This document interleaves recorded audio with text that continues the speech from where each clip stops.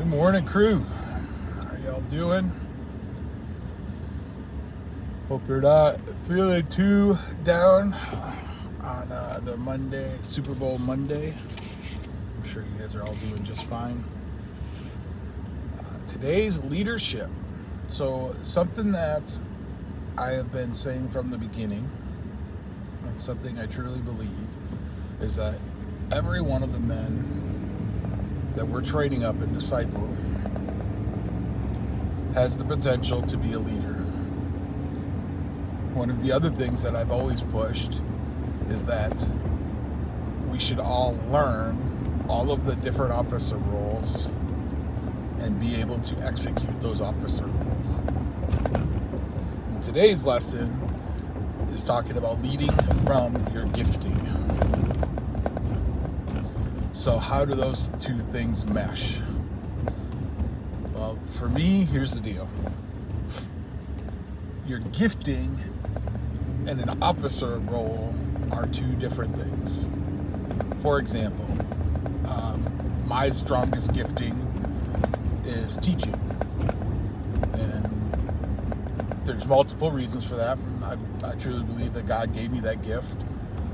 But I've also spent years honing that, practicing it, and working on it in my profession. And so that's an area of gifting that I have. Well, as someone who teaches, I can fill any of those officer roles.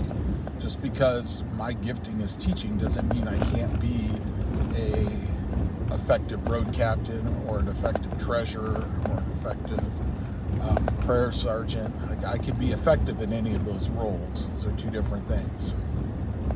And so really the whole point of what Maxwell's trying to say in today's lesson is that your effectiveness as a leader, regardless of what area it's in, increases when you embrace your gift.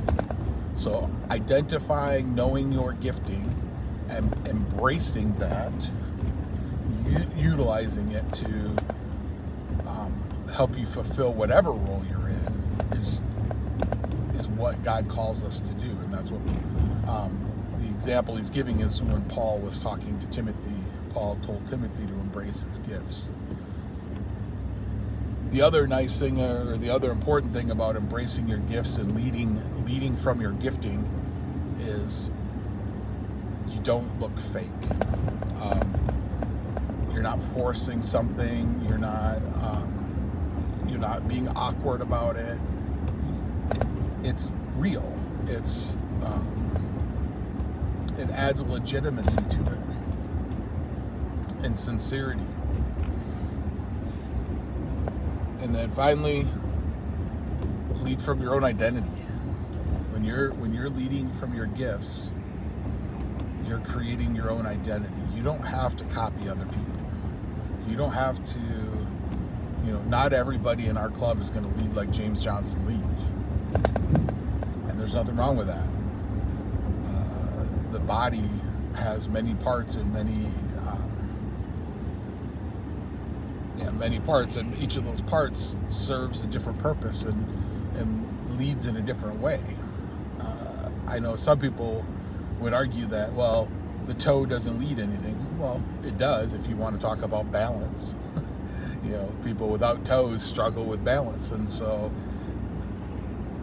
all the different parts of an organization have different roles, but they all have leaders as well. So use the role that you are good at, use your gift to create your own identity and to lead through that. So today I will get this posted up like I normally do, but I think I'll also add in the post the gifting. I have the spiritual gifts assessment. So if anybody wants to do that gifting assessment, it's I'll have to go back and look for it, but it's a free website, and it'll kind of give you an idea of where your gifting is. And it's not anything magical. It's a self, you fill it out yourself, you answer questions, and the whole point of it is be as honest as possible with the questions, because there's no right or wrong answer, and we're not going to use giftings to make any decisions about where or what you're able to do in the club. It's just a way for you to understand where your strengths and weaknesses are. So, love you all, and I will talk with you later.